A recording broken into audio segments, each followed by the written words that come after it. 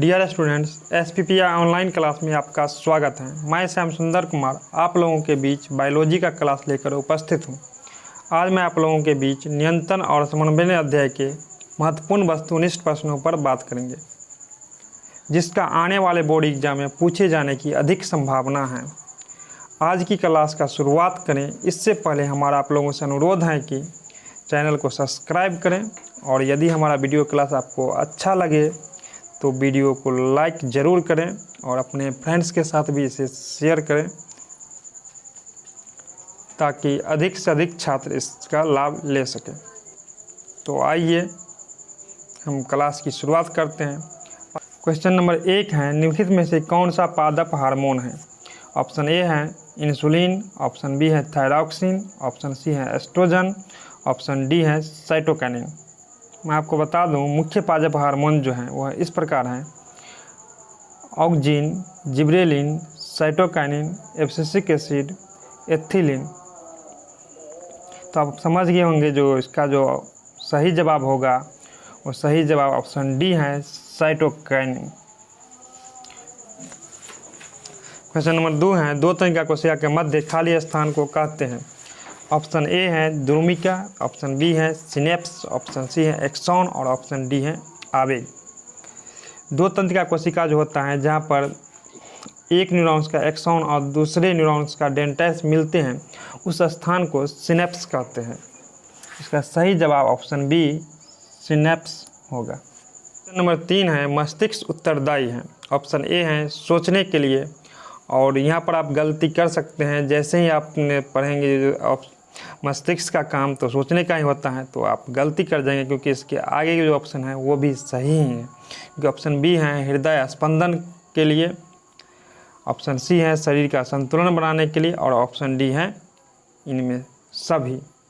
तो मस्तिष्क का कोई काम है वो तीनों काम है। मस्तिष्क सोचने का भी काम करता है, हृदय स्पंदन के लिए भी मस्तिष्क उत्तरदायी है, और शरीर के जो हमारे बॉडी जो होता है उस पर संतुलन बनाने का भी जो काम जो होता है वो भी मस्तिष्क का है। तो इसका जो सही जवाब होगा वो ऑप्शन डी होगा, सभी। क्वेश्चन नंबर 4 है, एंड्रोजन क्या है? ऑप्शन ए है नरलिंग हार्मोन, ऑप्शन बी है मादालिंग हार्मोन, ऑप्शन सी है पाचक रस, और ऑप्शन डी है सभी। तो एंड्रोजन एक नरलिंग हार्मोन है जिसका स्राव विरसन द्वारा होता है, और सबसे प्रमुख एंड्रोजेंस जो होते हैं उसे टेस्टोस्टेरोन कहते हैं। क्वेश्चन नंबर 5 है, आयोडीन के कमी से कौन सा रोग होता है? ऑप्शन ए है घेघा, ऑप्शन बी है मधुमेह, ऑप्शन सी है स्कर्वी, और ऑप्शन डी है एड्स। हम आपको बता दें, हमारा जो थायराइड ग्रंथि है इससे थायरॉक्सिन हार्मोन का स्राव होता है, और थायरॉक्सिन हार्मोन के संश्लेषण के लिए आयोडीन का होना बहुत ही ज़रूरी है। यदि हमारे बॉडी में आयोडीन की कमी हो जाती है तो हमें घेघा रोग हो जाता है, जिसे हम ग्वाइटर रोग के नाम से भी जानते हैं। इसीलिए हमें आयोडीन युक्त नमक के प्रयोग करने की सलाह दिया जाता है। तो इसका जो सही जवाब होगा वो ऑप्शन ए होगा, आयोडीन की कमी से हमें घेघा रोग हो जाता है। आइए अगले क्वेश्चन की ओर बढ़ते हैं। अगला क्वेश्चन नंबर 6 है, निम्न में से कौन पिट्यूटरी ग्रंथि से निकलने वाला हार्मोन है? ऑप्शन ए है वृद्धि हार्मोन, ऑप्शन बी है थायरॉक्सिन, ऑप्शन सी है इंसुलिन, और ऑप्शन डी है एंड्रोजन। पिट्यूटरी ग्रंथि जिसे हम मास्टर ग्रंथि के नाम से भी जानते हैं, क्योंकि ये अन्य सभी जो अंतःस्रावी ग्रंथि उस पर इसका कंट्रोल होता है, और इससे जो निकलने वाला हार्मोन है वो है वृद्धि हार्मोन।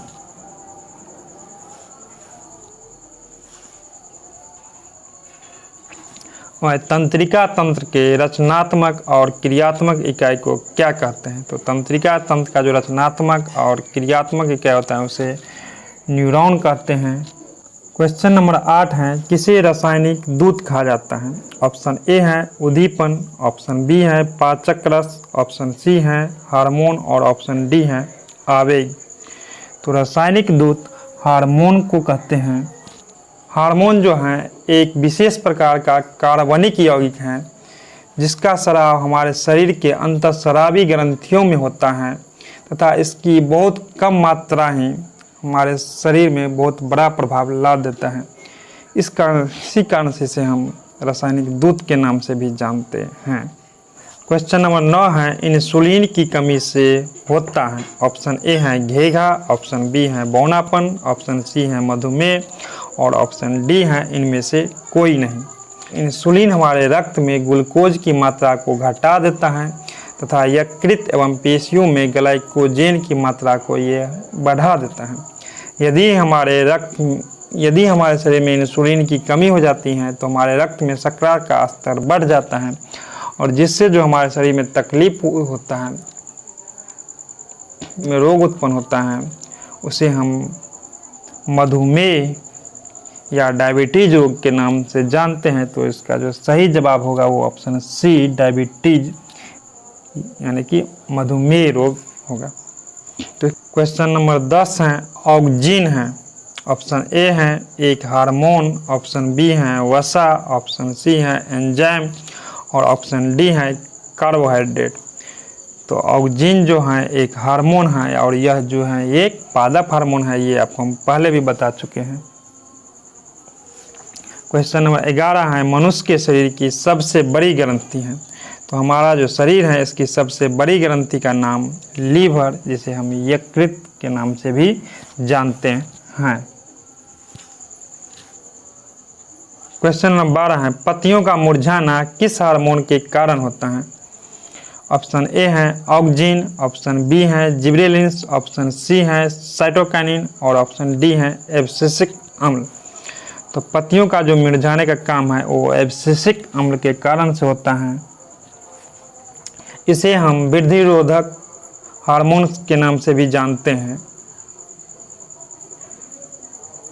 क्योंकि यह ऑक्जिन एवं जिबरेलिन्स का जो पौधों में प्रभाव होता है उसको उलट देता है। यदि इस हार्मोन्स को किसी पौधों के पर छिड़क दिया जाए तो ये तुरंत ही उसके पत्तियों को पौधों से अलग कर देता है। क्वेश्चन नंबर 13 है, हमारे शरीर में कौन सा हार्मोन कार्बोहाइड्रेट, प्रोटीन और वसा के उपचयन को नियंत्रण करता है। ऑप्शन ए है इंसुलिन, ऑप्शन बी है थायरॉक्सिन, ऑप्शन डी है टेस्टोस्टेरोन और ऑप्शन डी है एंड्रोजन। तो थायरॉक्सिन हार्मोन जो है ये हमारे शरीर में कार्बोहाइड्रेट, प्रोटीन और वसा के उपचयन का नियंत्रण करता है। क्वेश्चन नंबर 13 है, एड्रेनलिन हार्मोन स्रावित होता है। ऑप्शन ए है थाइमस ग्रंथि से, ऑप्शन बी है पीयूष ग्रंथि से, ऑप्शन सी है हाइपोथैलेमस ग्रंथि से और ऑप्शन डी है अधिविरिक ग्रंथि से। तो इसका जो सही जवाब होगा वो है अधिविरिक ग्रंथि से। क्वेश्चन नंबर 15 है, अब2 ग्रंथि को थायरॉक्सिन हार्मोन बनाने के लिए क्या आवश्यक है। ऑप्शन ए है आयोडीन, ऑप्शन बी है क्लोरीन, ऑप्शन सी है फास्फोरस और ऑप्शन डी है सभी। तो अब2 ग्रंथि को जो है थायरॉक्सिन हार्मोन बनाने के लिए आयोडीन की आवश्यकता होती है। क्वेश्चन नंबर 16 है, जड़ का अधोगामी वृद्धि है। ए है प्रकाश अनुवर्तन, बी है गुरुत्वानुवर्तन, ऑप्शन सी है जलानुवर्तन और ऑप्शन डी है रसायन अनुवर्तन। तो जड़ के अधोगामी वृद्धि के लिए अधोगामी वृद्धि गुरुत्वानुवर्तन है। क्वेश्चन नंबर 17 है, मस्तिष्क का कौन सा भाग शरीर की स्थिति तथा संतुलन का अनुरक्षण करता है। ऑप्शन ए है अग्र मस्तिष्क, ऑप्शन बी है मध्य मस्तिष्क, ऑप्शन सी है अनुमस्तिष्क और ऑप्शन डी है इनमें से कोई नहीं। तो इसका जो सही जवाब होगा वो है अनुमस्तिष्क। चैप्टर का अगला वीडियो क्लास लेकर मैं आप लोगों के बीच जल्द ही उपस्थित हूँगा। तब तक के लिए ओके।